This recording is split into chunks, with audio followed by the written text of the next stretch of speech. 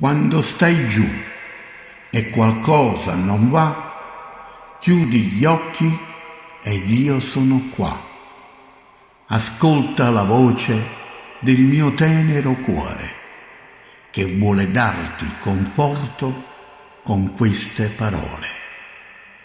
Amica mia cara, tu sei nel mio cuore.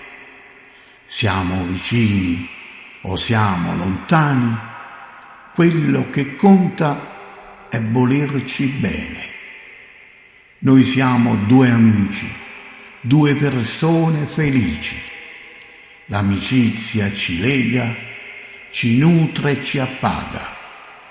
Che ce ne frega se il malgiudizio dilaga, se il mondo ci parla dietro le spalle, noi siamo tranquilli e chi mormora o strilla non muove un capello del nostro castello.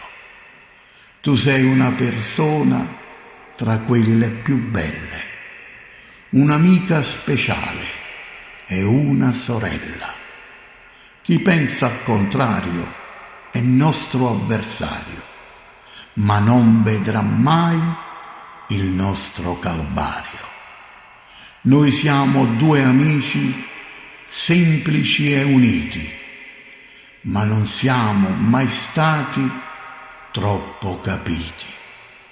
La nostra amicizia è stata sempre pulita, ma questo mondo crudele e di parassiti, di giudizi affrettati e valori appassiti, ci ha sempre sporcati e giudicati. Noi siamo due amici e ne siamo felici, ma chi non lo capisce fraintende e ferisce. Siamo stati da sempre leali ed uniti, siamo sempre state due persone pulite. Lo senti l'effetto della dolcezza e l'affetto?